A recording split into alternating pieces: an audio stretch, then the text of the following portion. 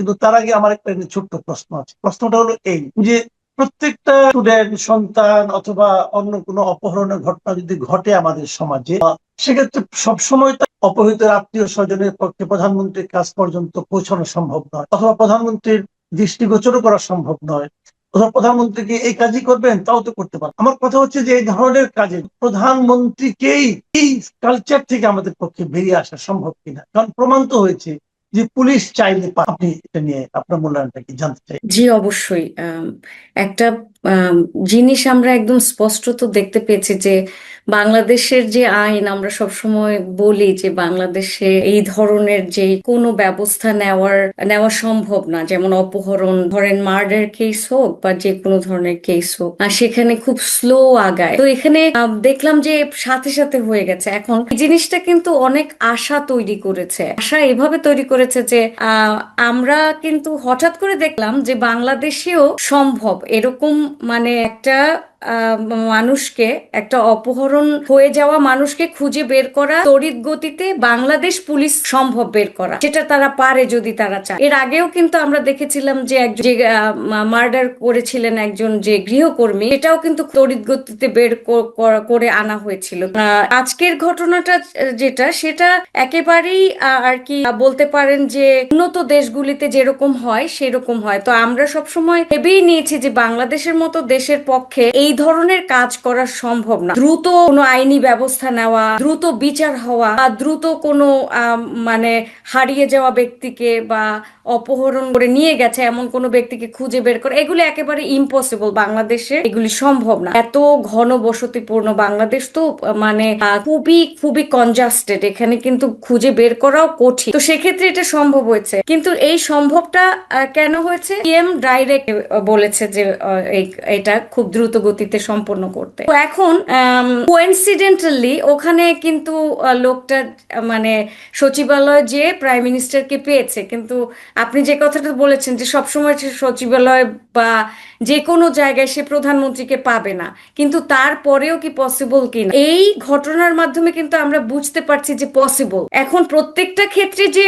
প্রধানমন্ত্রীর বলতে হবে সেটা তো কোনো কথা নেই, কিন্তু প্রধানমন্ত্রী বা আর যে নতুন সরকার, সেই সরকার যদি সব সময় এরকম আদেশ জারি করে রাখে যে যে কোনো ধরনের অন্যায় বা যে কোনো ধরনের এমার্জেন্সি পরিস্থিতিতে এটা করতেই হবে, মানে আমাদের তো আইনের ইমপ্লিমেন্টেশন নাই। বাংলাদেশে তো সকল আইন আছে কাগজে কলমে, সবকিছু কাগজে কলমে, এই কাগজের কলমে থেকে বের এনে আমাদেরকে ইমপ্লিমেন্ট করতে হবে যে আমরা কাজটা মূলত করছি এবং করতে পারে, বাংলাদেশ পুলিশ চাইলেও করতে পারে। তো এই জিনিসটা সরকারেরই করতে হবে। বিগত দিনে যেটা একেবারেই সম্ভব হয়নি, স্লো হয়েছে বা একেবারে হয়নি, খুঁজেই বের করতে পারেনি, আপাততা পুলিশ কেয়ারই করে, পুলিশকেও দায়বদ্ধ করতে হবে, মানে প্রশাসনকে, যে এইগুলি আপনাদের ডিউটি, এই জন্য তারা পয়সা পায়, জনগণের জানমাল রক্ষার্থে তারা পয়সা পাচ্ছে, তাদেরকে এই কাজটা করতেই হবে। এই আজকে প্রাইম মিনিস্টার বলেছে তার মানে প্রতিদিন যে তার বলতে হবে সেটা না, কিন্তু তারই কিন্তু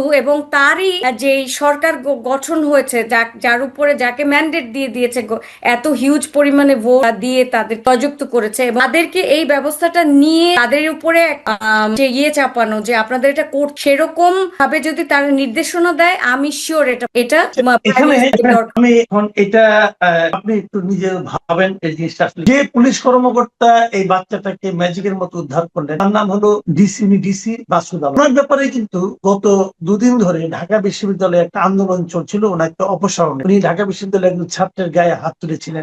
এখন এটা নিয়ে আমি ফেসবুকে একটা পোস্ট করে শোনাবো, আপনি একটু ধৈর্য ধরে শুনবেন। তিনি লিখেছেন, তার নাম হলো মিস্টার আমিনুল ইসলাম। উনি দেশের বাইরে জায়গায় শিক্ষকতা করেন, মানে এই বিশ্ববিদ্যালয়ে, এবং উনি ফেসবুকে খুব নিয়মিত লেখেন। ওনার লেখা আমি নিয়মিতই পড়ি, সেন্সিবল লাগবে। কি লিখেছেন আপনি একটু যদি শুনেন, একটু সময় লাগবে হয়তো। লিখেছেন, এইবার বুঝলেন তো পুলিশ এবং আমলারা মন্ত্রী এমপিদের কিভাবে ব্যবহার করে ম্যাজিককেও হার মানিয়েছে। সি মাসুদের অপসারণের জন্য আন্দোলন, কারণ তিনি গতকাল যা করেছেন সেটা আইনে অন্যায় এবং অপরাধ। এদিকে আমরা কি দেখলাম, মিডিয়ার মাধ্যমে জানলাম ডিসি মাসুদ কাকে উদ্ধার করে হিরো বনে কিভাবে। এক পিতা তালীয় ভাবে প্রধানমন্ত্রীর কাছে আকুতি জানায় তার ছেলে অপহরণ হয়েছে। ওই পিতা অবশ্য আমলা, ঠিক আমলা না, মানে বুঝতেই তো পারত, সচিবালয়ের কাজ। এরপর প্রধানমন্ত্রী কাউকে ফোন না করে ফোন দিয়েছেন ডিসি মাসুদ। মন্ত্রী ফোন করলেন না, আইজিপি মন্ত্রীকে ফোন করলেন না, আইজিপি কে ফোন করলেন না, কাউকে না। করলেন কাকে? ডিসি মাসুদ। এদিকে মাসুদ সাহেব হুকুম পেয়ে 1 ঘন্টার মধ্যে সেই ছেলে সুপারম্যানের মতো উদ্ধার করে নিয়ে, কিন্তু উদ্ধার করেননি অপহরণকারীদের। এটা যে একটা সাজানো নাটক, এইসব আমরা বুঝি। আমি শতভাগ নিশ্চিত প্রধানমন্ত্রী তারেক রহমানের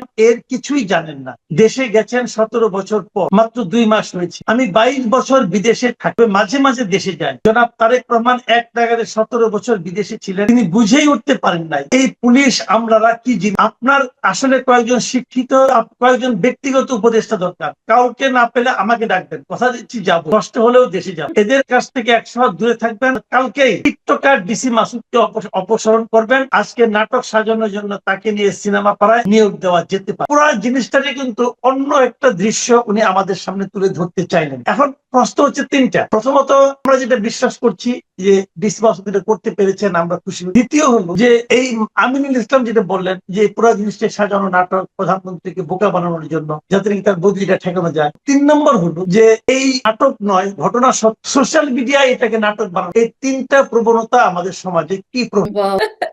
খুবই ক্রিটিক্যাল কোয়েশ্চেন।